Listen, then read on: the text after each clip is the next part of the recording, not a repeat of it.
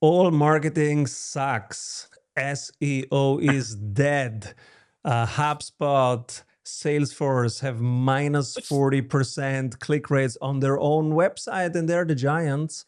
And then everything else sucks. LinkedIn, you get messages, they're spammy everywhere, the slop. You open your mailbox, slop, slop, slop, slop, slop. So I had to call Saul and say, Saul, what do we do here? Everything is broken in marketing. Is there anything that still works? We will find out. Welcome, Saul. Hey, thank you so much, Simon. What an intro. I love it. Talk about a hook. Yes. And it's true. Everything sucks. Everything sucks, right? Open rates down, conversion rates down. What's wrong with marketing right now? Oh man. The world is changing, Simon. Technology is changing the way that business leaders operate. Entire organizational structures are changing because of AI. Um, Different functions are evolving, and with that it's lost footing. There's lost footing, and as leaders in today's market, we all know that marketing is that necessary engine to drive folks through the awareness, consideration, decision funnel. And you talked about SEO, Simon. It's definitely one that's been seriously disrupted. With GEO now being tip of the sphere, the GEO being Generative Engine Optimization, all the chatbots. There's huge opportunity. Whenever there is chaos, there's opportunity. And so today, I think we're going to talk about how to bring it back to the basics, because while there's change and shift, some of the basics never change. And I'll say this: the foundation of the basics, while everything is changing around us, the basics are this: marketing always comes down to four very simple things. You start with a clear strategy that's tied to your business objectives. That strategy is what drives it all.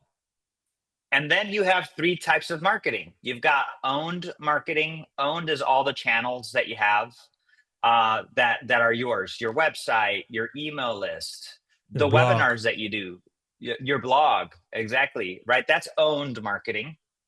Then you've got earned marketing. Earned is journalists' opportunities, podcasts like this one that I'm with, the amazing Simon Severino. Opportunities on television. This is earned. And then paid.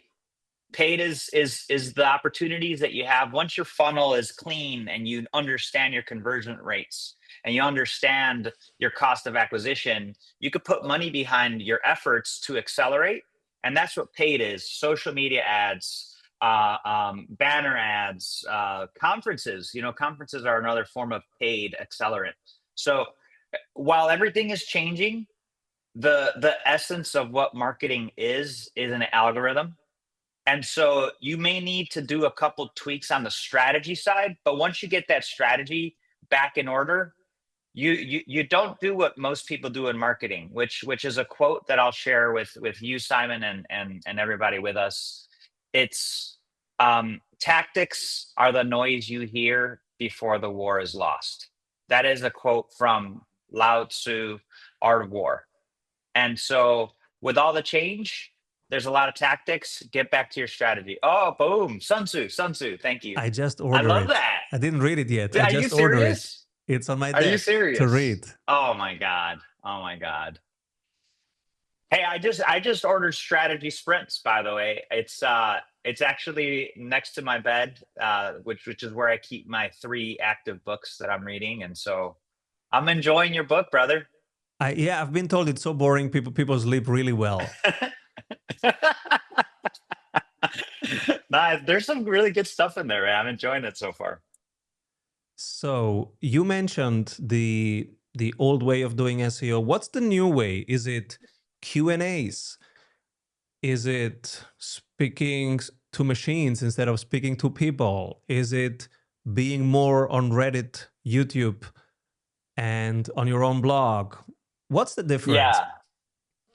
So look, I'll say this again, and I actually am grabbing my backpack because I have we did a report, and before I get into it, actually, so I want to actually gift this report to your listeners, but essentially it's AI sources of truth, how chatbots cite health information. This is literally, so we studied 5,472 citations.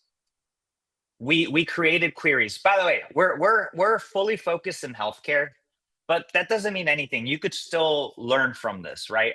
How you get found in chatbots. Chatbots. We did this study included ChatGPT, Gemini, and Claude, and Perplexity, actually. I'm going to tell you guys about this. I'm going to tell you literally the things that you need to know today to help you get more mentions in chatbots. But what I want to do before kind of going there is telling you that is a tactic. So like you have to decide where you're going to invest time and money and organizational resources so that you can make the best choices for what you want to do. So yes, it's very important that you have your SEO and your GEO and your SEM, like search engine optimization, generative engine optimization, search engine marketing, right? Like I hate acronyms because people get lost in them. So I wanted Most to people spell hate those you out. right now. What the heck are we talking about? Is it the website, I guess? How we Yeah. optimize the headlines? Yeah. I guess it goes back to your title, Simon. You know, this stuff is easy to hate. Yeah, but it's also easy to do. So yes, like the things that I just talked about is how you get found online. So it's your website, it's your Google business page, right? It's all of your online sources. Oh, Google Maps still And important. Google Maps, Google right? Google Maps, Business. Apple Maps, right? Like all of the Mm, directories, I never you know, thought there's about being on Apple Maps. it's part of the SEO. Yeah, it's part of like the foundational. Get it in there. You're on Google Maps, but get on Apple Maps. So many people are leveraging that. Mm. So anyway, I'm going to share one stat from the study that was for me one of the most insightful things that we learned, and it's that 99.9% of the content referenced in these chatbots, like ChatGPT, Gemini, Perplexity, 99.9% of the information referenced is not behind a paywall, and it is not behind a lead gen form. So what does that mean? Is it mainly You were gonna Google, YouTube, and Reddit? the sources are very diverse, actually. And actually, I don't know. Can we do screen sharing on this thing or no? I can. You can point me wherever you want, and I can go Oh, there. okay, yeah. So I'll speak to it, and then I'll send you the link, Mhm. Simon. So we could actually get granular with folks. Sure. But essentially, the sources are varied, and actually the breakdown is media, it's commercial paid, so blogs like and summaries that are not behind paywalls, research, academic, and then government, and then general news. Here, let me give you this link, brother, because I got some really good graphs and stuff to share with people. And then this is all behind the paywall, not behind the paywall on my site, so everybody could download it after during this conversation because we're live streaming, which is kind of cool, dude. I was gonna ask you, when did you start live streaming As soon as the I podcasts? as soon as I could. I think the only differentiator in the age of AI will be trust. Content is everywhere. Videos will be amazing. Everything will be like your personal video game, right? And in real time. And so content will be out there everywhere. What will be our only differentiator And I was like, the only one is trust. And how do you create trust? Is really helping people and communities. I So love that. so why shouldn't I create content directly with the people the content is for? And so we started going live as soon as we could. That's cool, man. I love that. I love that. I've gotta do that too, man. Back to the trust factor, right? I mean, it's so important. Even if even if it's 5 people or 20 people or 100, right? Like they're with you in real time. Yeah. And now we're seeing here the outcomes Okay. rocket Yeah. page with website sources and rank.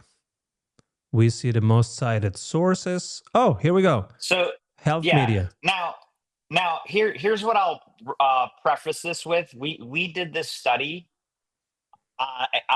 This was a healthcare focused study because we run a healthcare focused marketing agency, right? But if you take a look at these things, it would you would just reference that with whatever industry you're in, and it's probably very similar. Um, but what you see here is very relevant things about how you get about recency. Like this graph, for example, recency matters big time. So don't stop putting content out because if you see Mm, the graph, volume goes down in references pulled by these chatbots if it's older information. So the newer, mm-hmm, the more it's referenced, mm-hmm. right? This is summaries versus original research. So the bots favor summaries versus Peer reviewed. and actually peer reviewed, yeah, peer reviewed summaries. Mm, And then here the average number of citations is 13.7. So they definitely, pulled this. Oh, it was 99.3. This is, so I misquoted our research. It's 99.3 mm, come from open access sources. So if you've been putting things behind a wall, you should be thinking about that if you really want to mm. be pulled on, So on even if you have a ChatGPT. And paid newsletter, make sure that some content is open, right? Is free. yeah, and what we're doing now, man, just to share some quick tidbits on this particular tactic, it's very easy to summarize long form content in a way that still pulls in keywords and gets you referenced by these bots, right? And so there's definitely easy wins out there for folks, to really start taking advantage of where it's going. I was surprised. We are a no name. Like Strategy Sprints is not Coca Cola. We are a small company, niche consulting. And as much as we try to be unique and innovative, it's just, one consultancy in a sea of consultancies. And so I was very surprised. Whatever the AI of choice that you ask, they give you very specific answers. They can tell you what's in the book, what's the strategy sprint certification, why you should do it, who shouldn't do it, what's the process, who are our clients, what are the results of our clients. You get so much granular top of the page mentions that was like, how is this possible? We never paid for marketing. The only thing is we are active on YouTube, Google, and our own blog. That's it. We never touched Reddit because it was too complicated for us. I have And a question so, for you, Simon. yeah, So when you say Google, what do you mean? Like what are you doing on Google? our own blog, being on many podcasts of other people, and they create usually a Oh, small got it. page about it and a backlink. So there is a mention, Understood. there is some content Yeah. on other people's pages about us. And Cool. even with a backlink back to us, usually we give them something for free and they put it on there and people click it. So that's what I mean. We are on Google a lot. Other people mention Understood. us a lot. YouTube, that's our own YouTube content. And then social media like LinkedIn and X, where we post multiple times a day. And that also gets Googled. So it's also, queried by Google in the end. Totally. That's what I mean. Got it. Got it. Thank you for sharing that. Yeah, and by the way, like, you know, most people don't realize that YouTube is the second largest search engine right next to Google. Even though TikTok's growing massively, it's still not even touching YouTube. Yeah. You're in the right places, man. This was one of the surprises that if you go on enough podcasts of other people, you can dominate some keywords, especially if they are niche. Like our own keyword, like strategy sprints, nobody has that because nobody cares about that keyword, right? And so it is something that we own now because we've been 1,300 times on other people's podcasts with Talking about that. it. So probably if you're listening, there might be some keywords where you can win in rank, but there are some where you just own them because they're unique, like your firm's name or your methodology's name. Yeah, and so let's talk about that. I love that you brought up kind of your setup, right? And so, for example, the when you start with, for example, you talked about backlinks, right? Backlinks are many, they could be bought, but many times they're earned opportunities, right?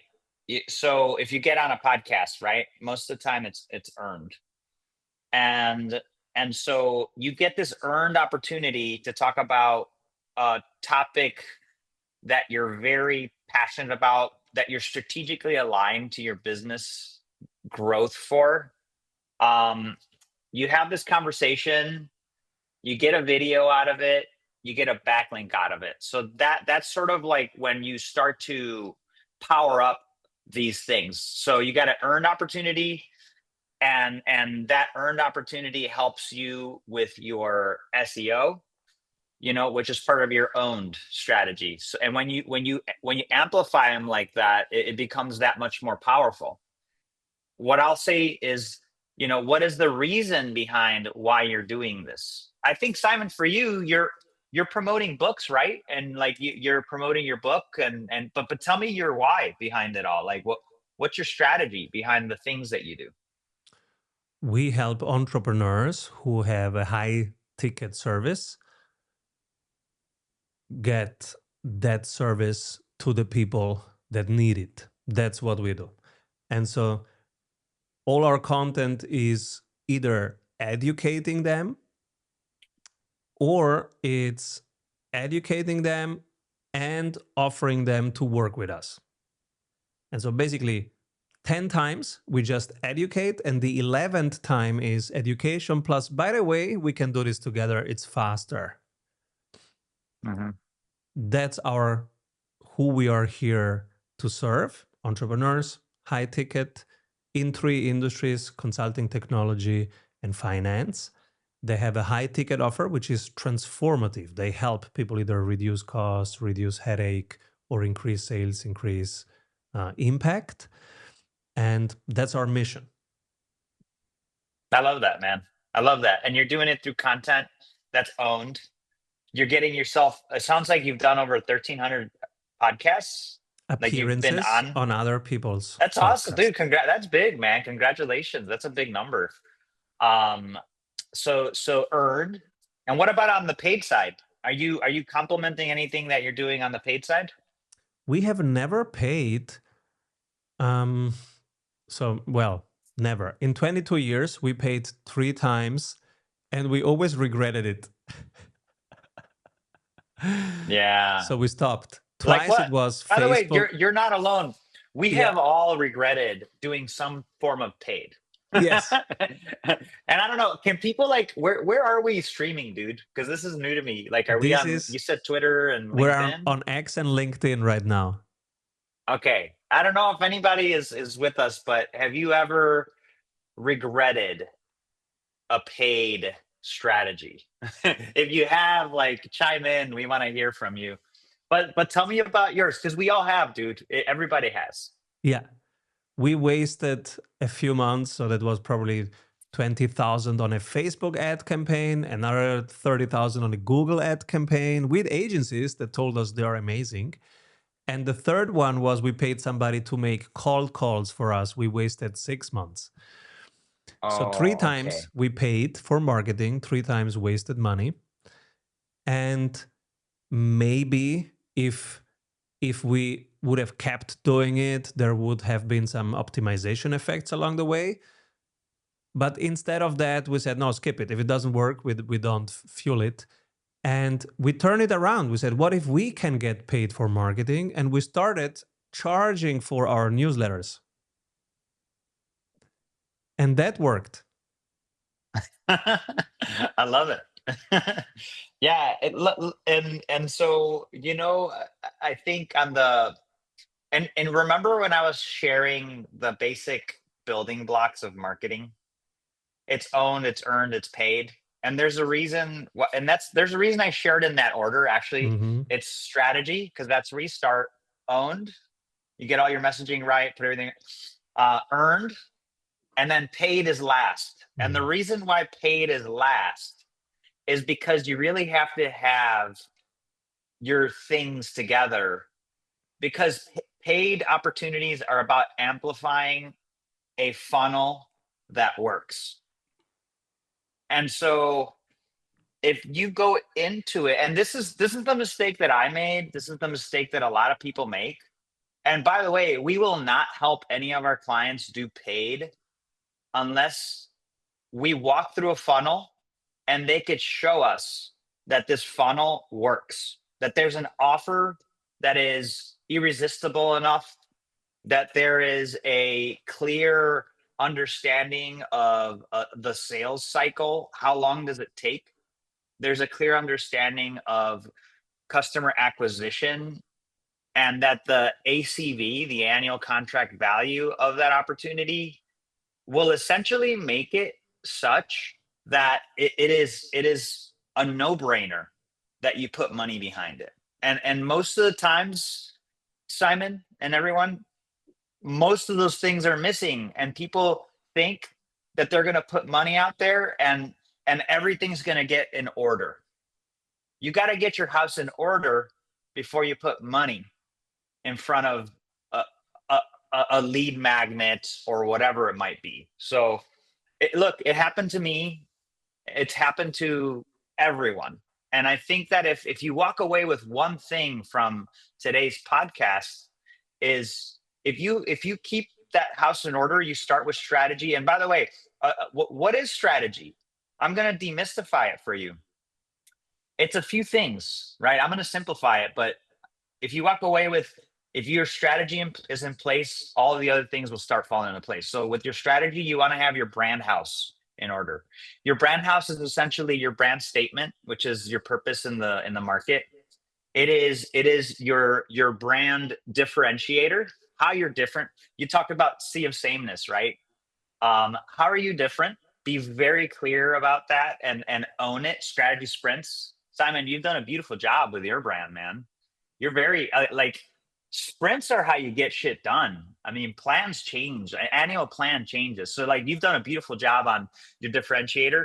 And then the brand attributes, it's sort of like a try. By the way, Simon, if you want, I'll share the pyramid that we use, very similar to the yellow one that you have there.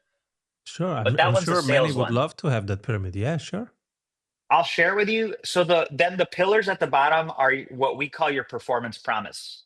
This is what you're gonna what when people hear about your company, they know you're gonna deliver. And then so that's your brand house. Then what you want is your personas, your ICPs and personas. An ICP, ideal client profile. These are the organization types. What is their revenue? How many employees do they have? What sector are they in? Have that in order and be clear about it. Then your personas, understand who they are. Man, there's power in understanding your personas. Some people call them avatars, right? Or archetypes. So if you clearly understand these and you dig in and you understand their pain points, and by the way, you go to a conference and you talk to these people and validate that the pain points are actually real. Now you've got a clarity that will help match this strategy to your offerings. And then you create content, right? On the owned pillar. Everything that you do on the content side to get your word out, on the SEO side, on the social side. Then once you have your act together on your owned, you got some interesting stuff to offer. Then you have insights. You write a book like Simon, or you do we love doing research, right? Research is great. And then with that research or that book, you say to the market, the media companies, the podcasters, hey, I've got a really interesting idea that your audiences are going to learn. You get earned opportunities, right? And then you start seeing that people are coming into your ecosystem and they're starting to buy from you. And then you start to see how that happens. You start to see the pattern. You start to see how much time it takes. And when you have that all together, put some money on it, because then it's going to accelerate it. Then the next problem becomes making sure you're fulfilling at the highest capability you can. So it becomes more of a, a supply issue than a demand issue. You got to get the right technology, the right people in place, the right process in place. I love it. And I tell my wife all the time, Simon, I'm like, I love supply problems. Like supply problems are my favorite. You either have delivery problems, right, or sales problems. Those are the two types of problems. Yeah, yeah. Wonderful. Where can people find your knowledge, things like this brand house that you mentioned, etc.? Yeah, you know what? So we'll share the brand house with you. We put a good amount of research out there, as well as we get on a lot of podcasts, and we do a lot of thought leadership articles, and we literally share everything we know in those publications. Many of them are in the media section of our website at outcomesrocket.com. Check those out. We're spending a lot of time on where AI is going. We're going to be releasing our latest research is on account-based marketing.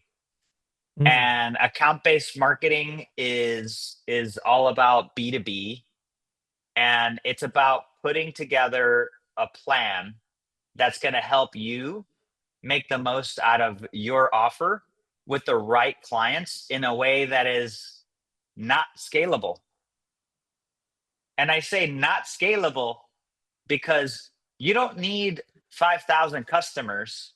You need 10 customers that are the best customer that you can ever have.